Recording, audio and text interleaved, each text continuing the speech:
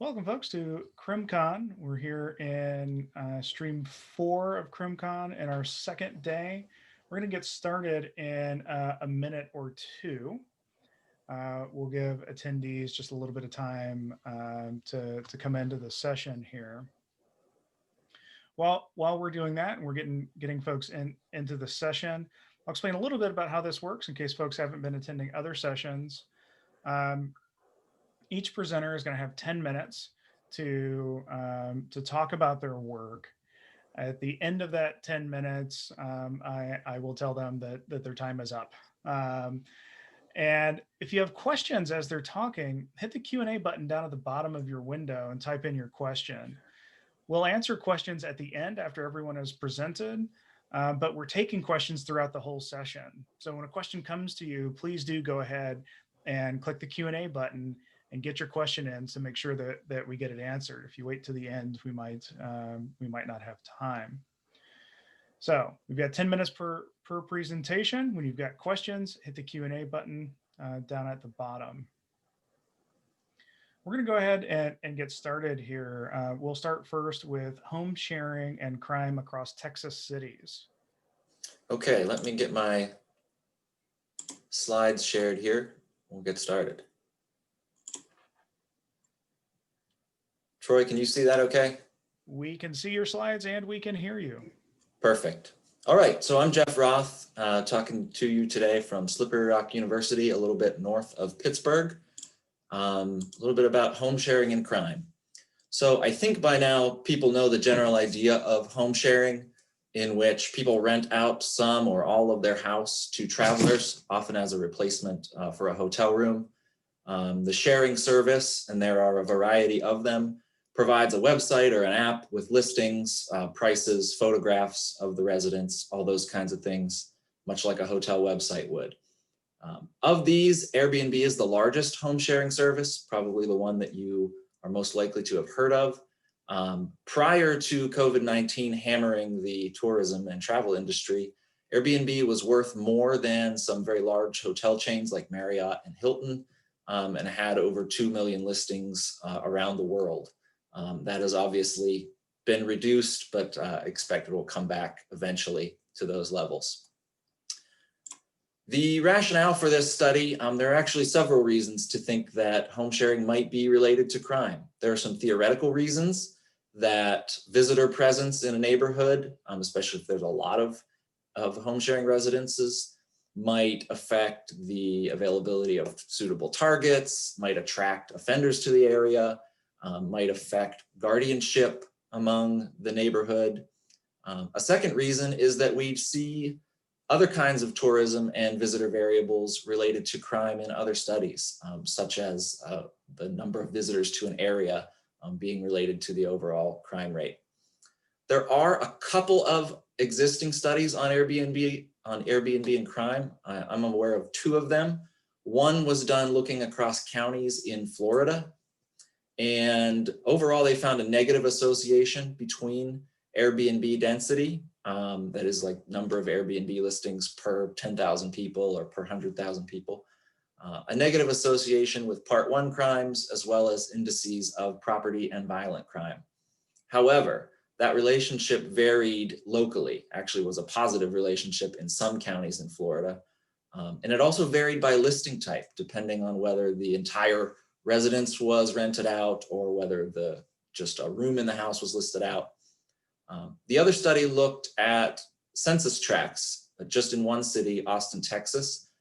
Overall, Airbnb density was not related to acquisitive crime like theft and burglary, nor was it related to disorder or alcohol offenses.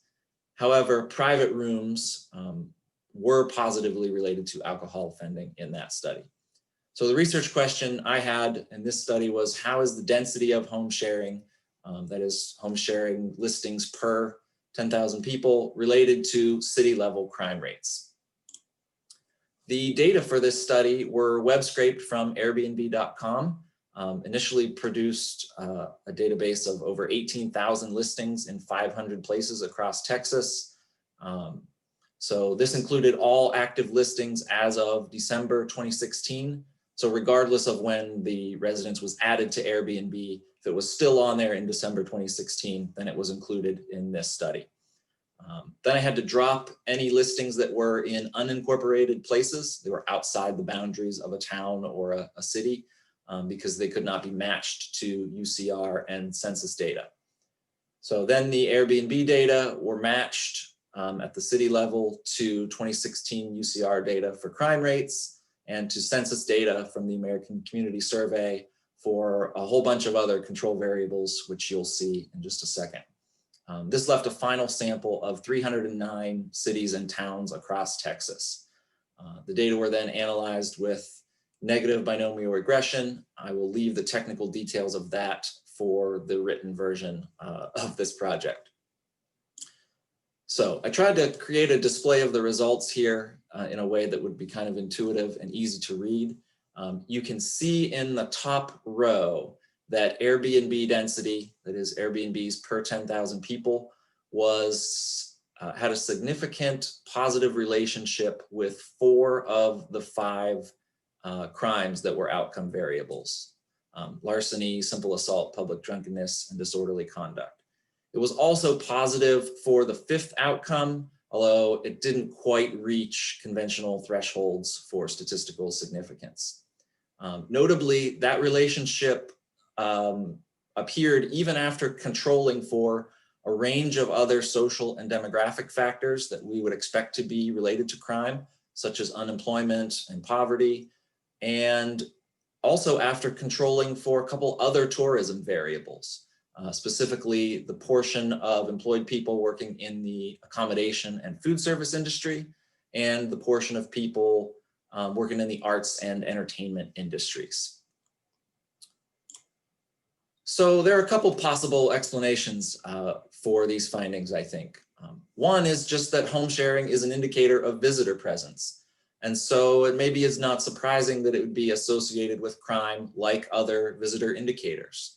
In other studies, we see hotels or number of tourists being related to crime in some places. Home sharing might just be having an effect for that reason. Another possibility is that home sharing indicates the presence of visitors, but a unique kind of visitors. There's some research from tourism scholars suggesting that the people using Airbnb and other home sharing services are more likely to be on vacation rather than traveling for business, and also tend to be younger rather than older travelers.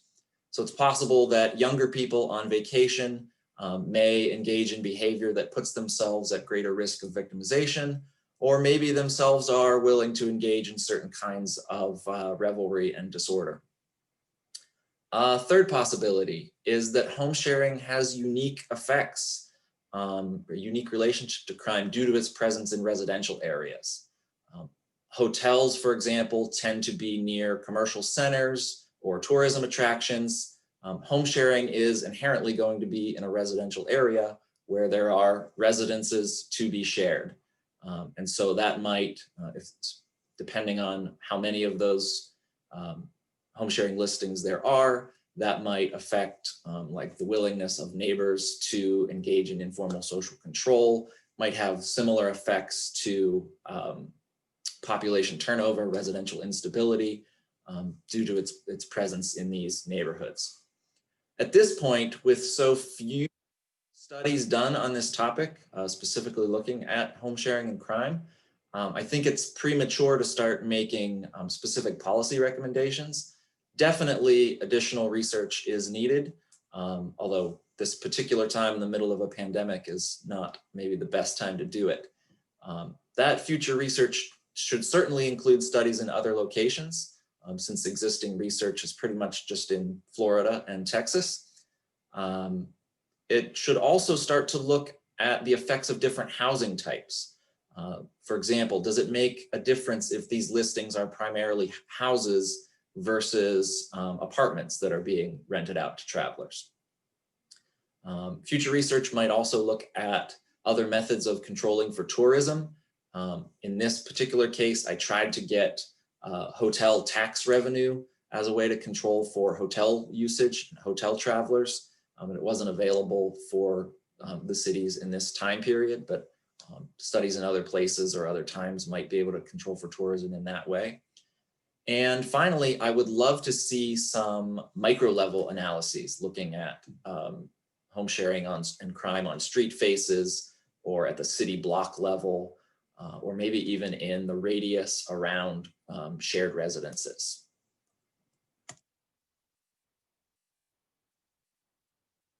That's all from me, Troy. And fantastic. Thank you so much. You are so on top of your time that you caught me not looking at the program. Thank you for that work. Next, we have diverting homelessness, low offense severity offenders from fines and jail to services. Preliminary findings from Reno's Community Court. Hello. First, I want to acknowledge my colleagues on this project, Dr. Jennifer Lanterman and Dr. Veronica Dahir, who are both here in the panel today. And I would like to acknowledge the Reno Municipal Court team who worked on this project for all of their invested effort and their communication and cooperation with our evaluation team. So in 2018, the Reno Municipal Court received a grant from the Center for Court Innovation to implement a community court program. The basic idea behind this program was that when defendants receive these misdemeanor citations, they need to be diverted to services. And they approached us to evaluate this program. So the idea was that they would be diverted to services instead of receiving fines or jail time. They would be invited to an environment for the court where they would be encouraged to participate as opposed to failing to appear. And then through receiving those services and addressing the underlying criminogenic needs, they would be able to reduce recidivism and increase appearance rates for these defendants. The initial plan for how the court should run obviously took some changes over the course of the program.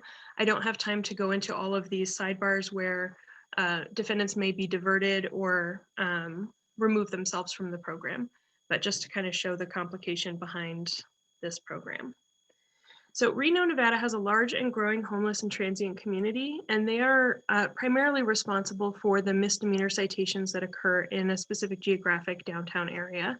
The homeless defendants specifically have a very high failure to appear rate, and this results in additional FTA warrants and taxes the justice system's resources with very little success reducing the recidivism for these defendants. The community court program defined program eligibility based on specific citations and a geographic region, and then defendants could not have a history of violent offending, and they were required to plead guilty or no contest in order to be eligible to participate. And so the hope was that we would be able to reduce, or the program would be able to reduce recidivism and failures to appear specifically within this community, which would affect the quality of life overall in the downtown area. The quality of life citations were a specific subset of misdemeanor violations that were identified by this program. And these included things like open containers, trespassing, sitting and laying on the sidewalk, smoking in public parks.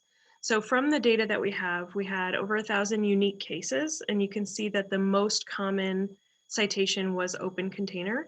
And then failure to appear actually came in second, but that was dependent obviously on having another citation that brought them into the program or into the court in the first place.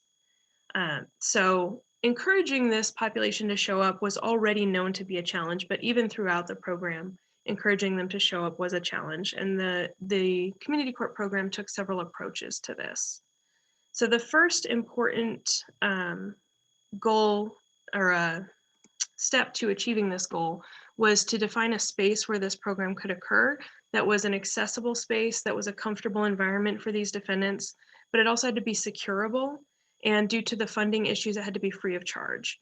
So the Washoe County Library donated their space once a week, and this space met all of those criteria. So you can see in the upper right-hand corner of the picture, there was an entrance bridge from the main door, and that was able to provide a secured entrance. So they set up a table with marshals at the end where they could screen participants. They were able to do pat downs and breathalyzers as needed. And importantly, it was a place where the defendants could check their bags. So because most of these defendants were homeless, they carried almost everything that they owned. And over the course of the year, while I was interviewing defendants and surveying them, a lot of them told me that not having a place to secure their belongings and fear of having their belongings stolen while they were in court was a major deterrent for them to attending the traditional court. They also indicated to me over the course of the program year that they found the security staff at the program much more friendly than the staff at the municipal court. So in addition to securability, you can see in the bottom of this picture, there is a lobby where service providers could set up. And so that was a big part of the program, obviously getting these defendants their services. There was also an enclosed room at the back of the lower level where defendants could meet with a defense attorney and where they could receive a risk assessment screening in private. And then finally, you can see on the left side of the page here, there was an auditorium where they could set up the bench for the court docket. And it also provided comfortable seating so that the defendants who were waiting for court didn't have to stand around in a lobby area. They were able to have a seat and relax a bit. So in addition to all of these requirements for the space, the program took additional steps to motivate defendants to show up. So they were able to offer coffee and donuts in the morning. So when defendants arrived after they were screened and checked in, they were able to grab a cup of coffee and a donut. The program provided lunches for the defendants who participated in the program after their hearing. And obviously they operated heavily on procedural justice principles. And so making sure that defendants had a chance to tell their story, felt like they were heard and respected throughout the entire process was very important. The coffee and donuts actually turned out to be one of the more important aspects of this program, which may surprise some people and not surprise other people at all. But one of the surprising things for me in this program is I was not prepared for the number of defendants who would show up intoxicated at 8 o'clock in the morning. And obviously they cannot have their case heard if they're intoxicated. And so for those who were just kind of at the line, maybe just needed a few hours to sober up, grabbing some coffee and donuts really served to keep them present in the court so that they could have their hearing done, which went to the second goal of reducing failures to appear, because trying to reschedule intoxicated defendants, at least from where I was sitting, appeared to be a very big challenge. I don't have time to go through all of the partners who are involved in this project, but I did just want to take a minute to acknowledge and demonstrate the amount of collaboration that was necessary for this program to come together. Because the goal was to get defendants connected with services to address the underlying criminogenic factors that were leading to, or that were believed to be leading toward their repeated citations, it was important to have these services available and present in the court and on board. And so every week, this is a list of the people who were present at the program. The community court program approached the project, again, with the philosophy that punitive treatments were not working as a deterrent because of these underlying needs. And rather than punishment, they wanted to offer treatment and rehabilitation. As predicted, the majority of defendants did present with at least one, if not multiple, criminogenic risk factors. The majority of defendants were homeless and were not employed. They were also, a slight majority was also identified as requiring or would benefit from education, substance abuse treatment, and mental health treatment. And then a small minority of defendants were also identified as needing trauma services in addition to mental health services. And then for the actual evaluation, due to the difference in the way that defendants' cases were handled between the program and the municipal court, we were only able to do a couple of types of comparison. So the pre-post describes a comparison between defendants who were already involved in the justice system and then became involved in the program. And we were able to compare their recidivism and FTA rates before and after they began the program. And then we were able to do a year-over-year comparison looking at the total Reno population, with the assumption that if this was a significant enough proportion of people committing these specific offenses, we should see a drop in that over time.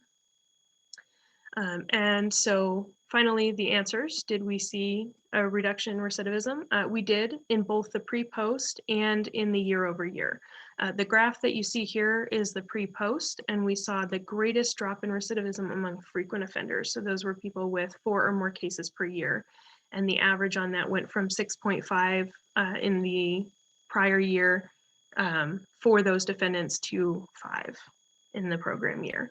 And so while we would obviously like to see everyone down at 0, that was a pretty significant decrease.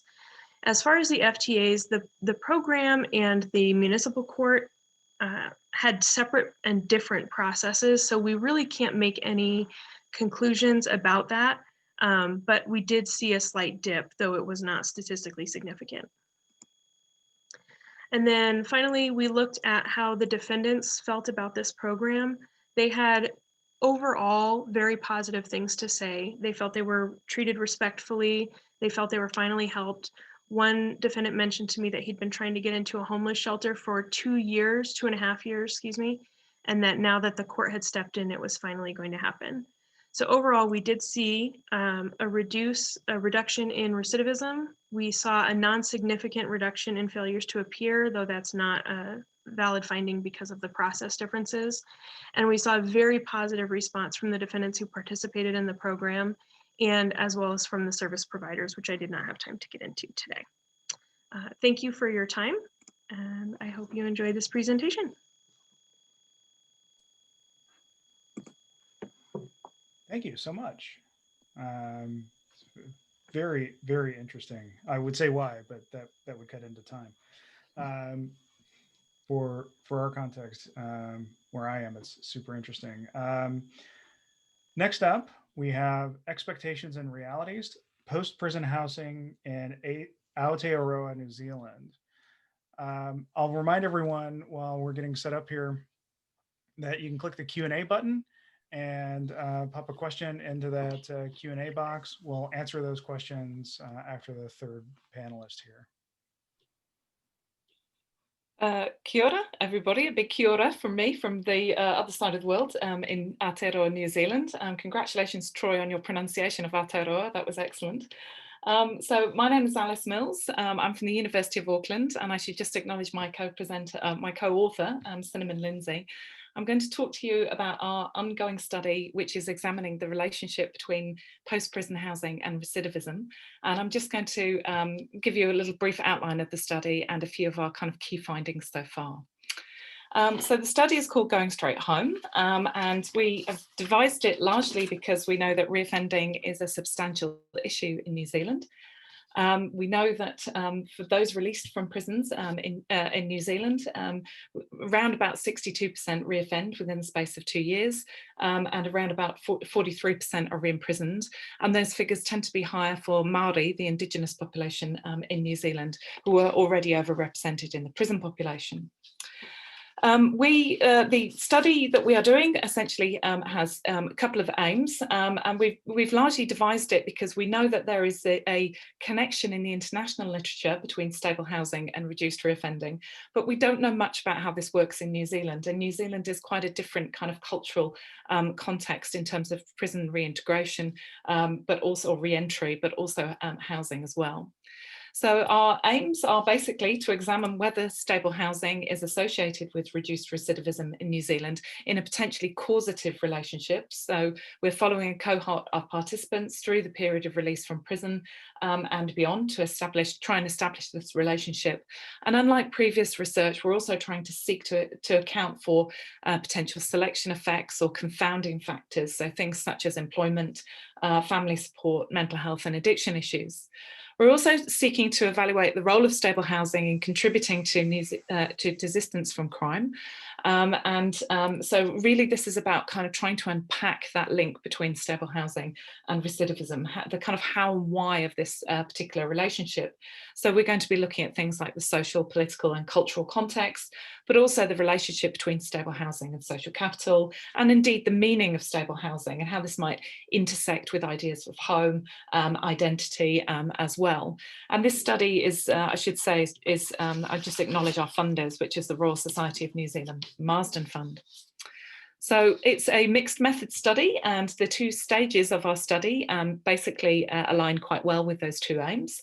So stage one has involved structured interviews with people around about just before they are released from prison, although that's varied, generally within 2 weeks before they're released from prison. Then we've interviewed them again after they've been released, 6 months after release, and we're just doing the 12-month interviews now. Then the stage two of the study, the desistance, is basically using one of the traditional methods to investigate desistance of narrative interviews. At the moment, our initial sample for the structured interviews is just over 200 from 6 different prisons in New Zealand. We have quite substantially over-sampled women. So women make up 17% of our sample, when they make up around about 6 to 7% of the prison population in New Zealand.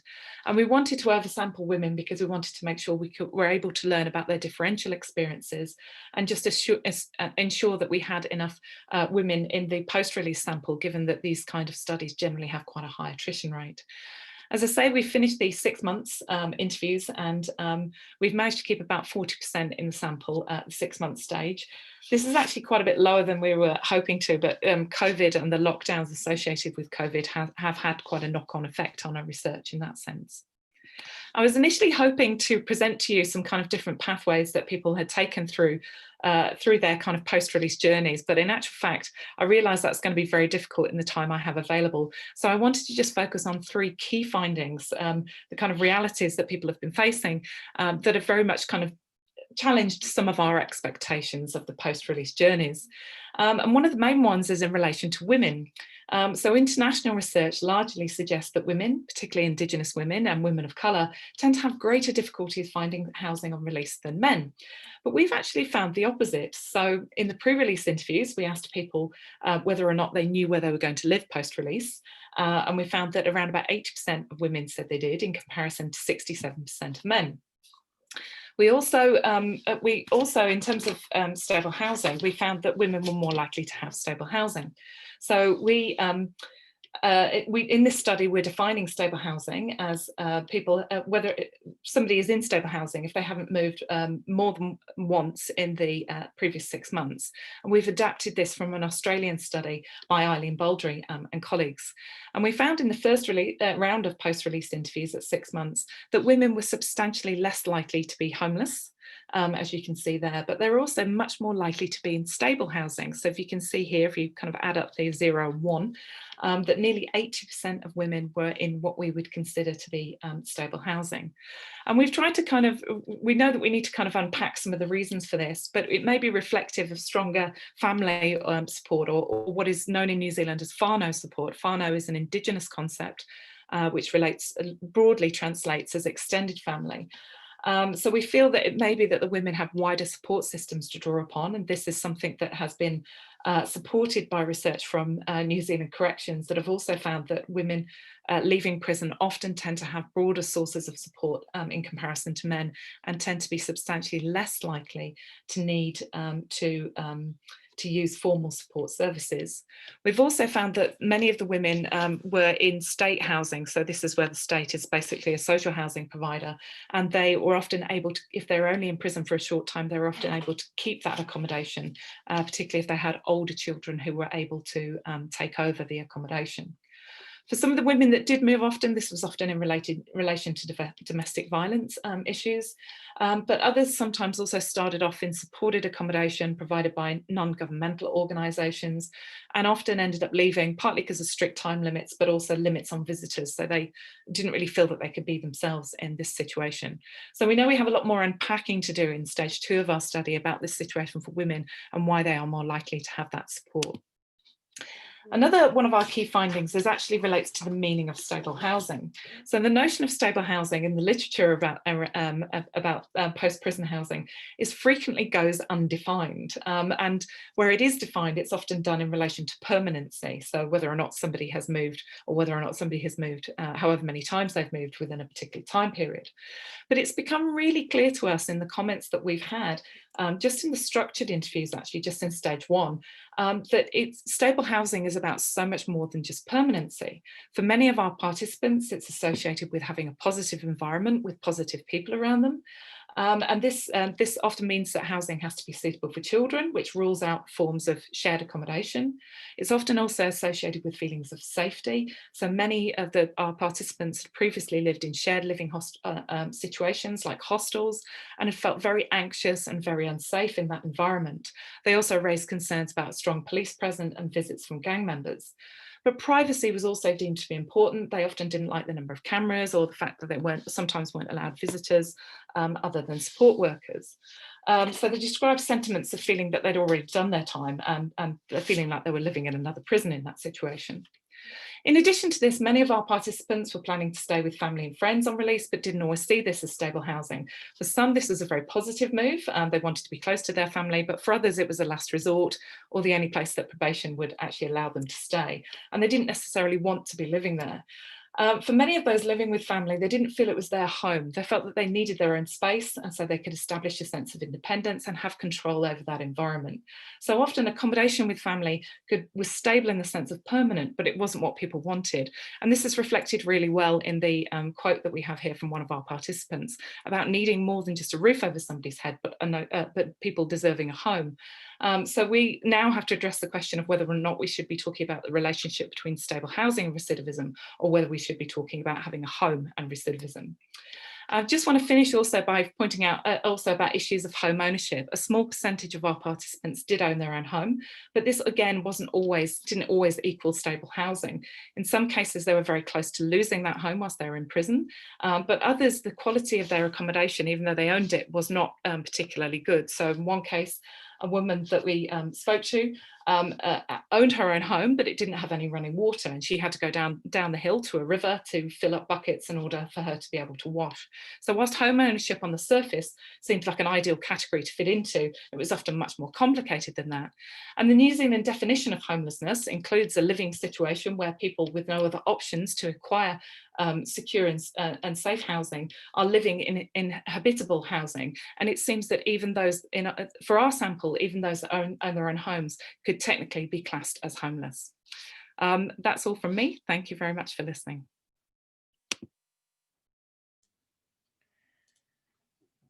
Thank you so much. It's a really interesting set of papers about housing and crime. We have a few questions here. It looks like mostly for the second panel. If you have questions, do hit that Q&A button and type your question. We'll answer as many as you can. One of the first questions here is why was a diversion model used over a housing first model for persons experiencing housing insecurity in Reno? So unfortunately, that's not something that I can give a firm answer to. We do know that there was an agreement between the Center for Court Innovation and the Reno Municipal Court as to their approach before we were approached to do the evaluation. Reno Housing Authority does have a housing first program in place. And so this was, in my opinion, and I can't speak to the city council or any of their ideas about this, but it seemed to me that it was more of a supplemental to that. And this program served to connect defendants with housing resources. And so they weren't ignoring the housing need necessarily. It just wasn't the only thing that they were about in this program. And there were other programs in the city that were taking that approach as well. Yeah, I can speak to here in Anchorage, Alaska, where we have multiple programs sort of all going on at the same time.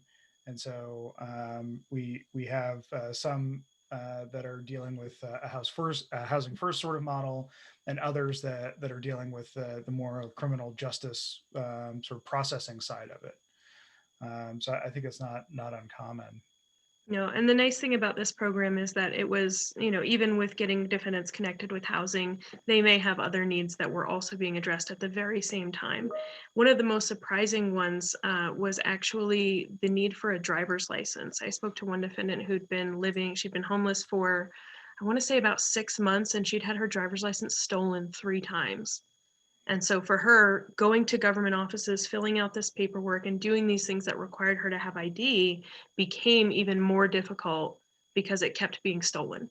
And so those sorts of things, I think this approach of handling all of these needs at once was an interesting way to approach it and seemed to work well for several defendants.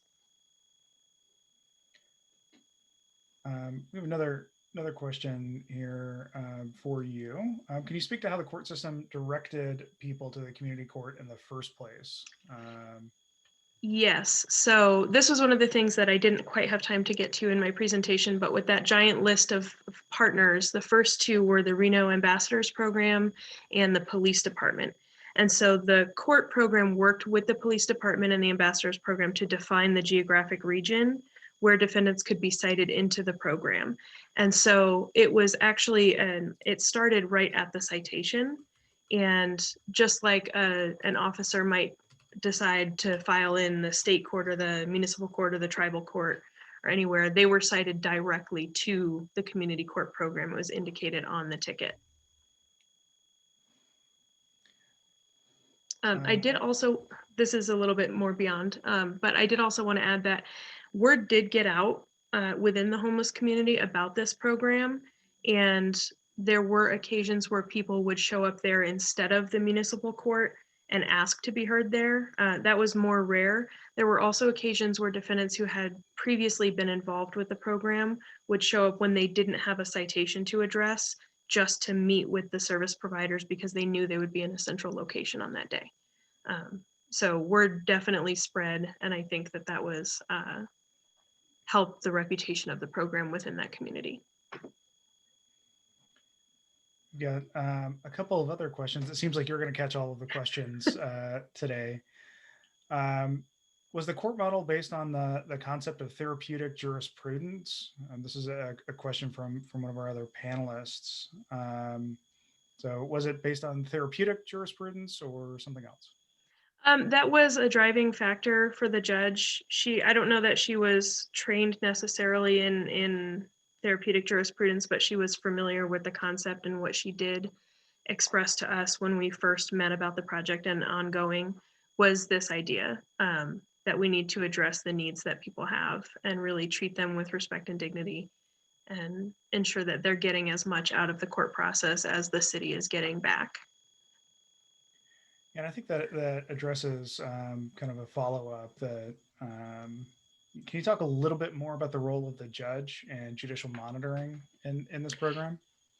Yes, so this was, first of all, I would say that this judge was a huge part of the success in this program. Her approach and her respect for the defendants, her one-on-one interactions were very evident in the way that she approached this program.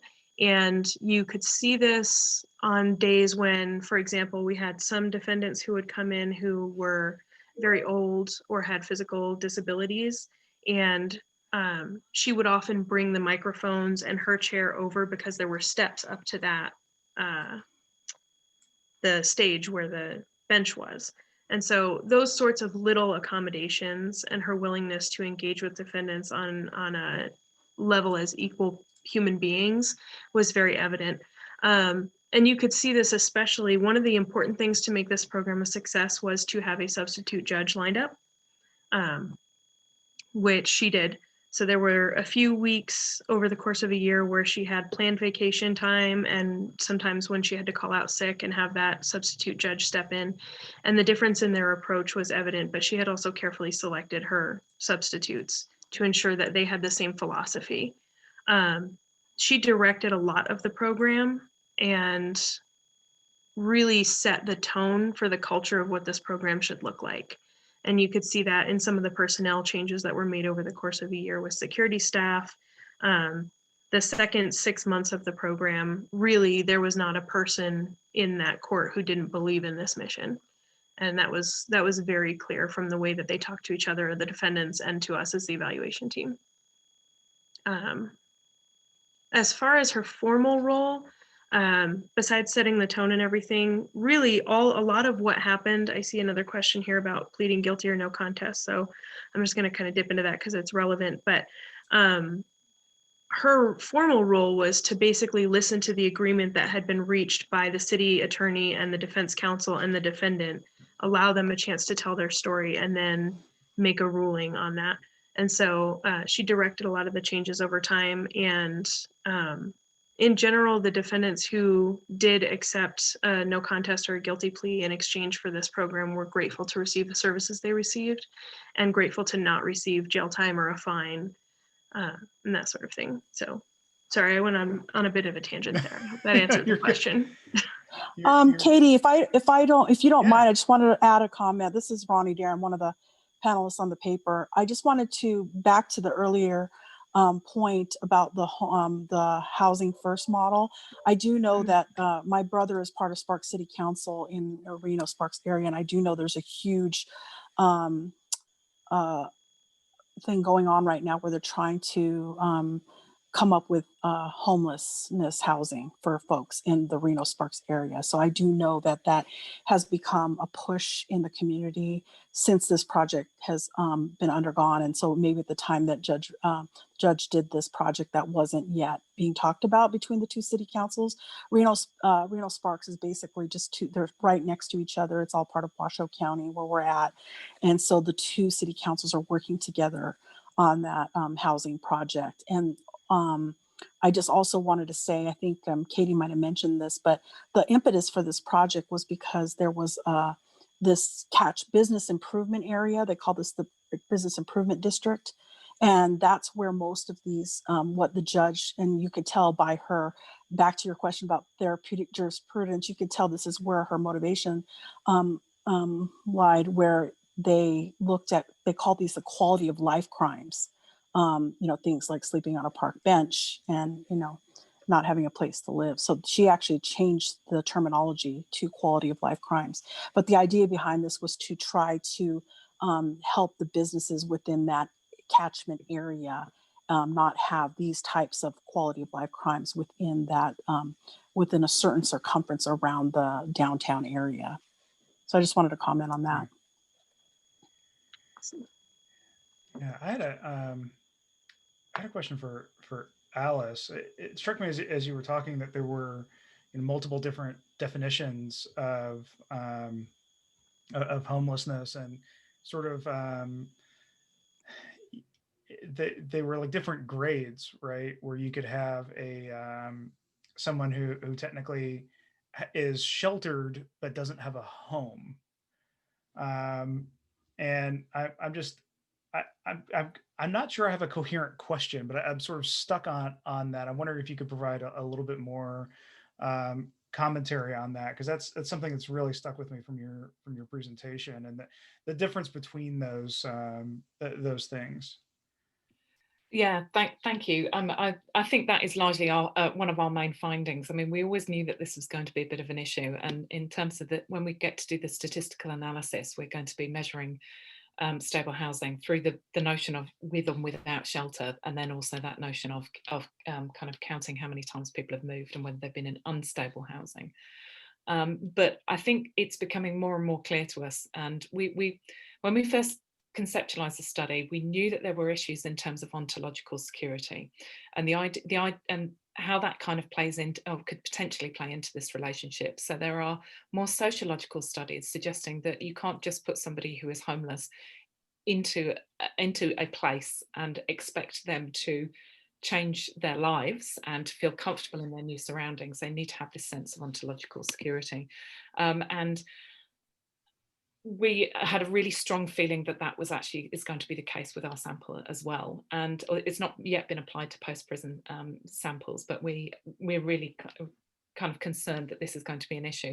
And it's actually a really big part of the reason why we have the second stage of the study, is really to try and unpack, what do we mean by stable housing and what do we mean by notions of home? Can we really expect things to change for people if we're just putting them in somewhere which means that there is a roof over their head, but it doesn't necessarily mean that their situation is changed in any way, or potentially that roof may also take them away from sources of support, and that can also be kind of quite damaging as well. So really that second part of our study will be about trying to kind of come up with a model that encompasses the answers to some of these questions. And something that we found here in Anchorage, so as a criminologist, a criminal justice scholar, I'm not trained in homelessness, but this is a large problem in my city, and I was really surprised to find that homelessness isn't binary, right? It's a spectrum. Yeah. And as one of our attendees suggested, that a category of people who are experiencing homelessness but they're housed are referred to as doubling up, or in my time this was known as couch surfing, right? Where you lost your home and you're not unsheltered, but you also don't have stable housing. Yeah. You can stay with friends and kind of bounce from one place to another.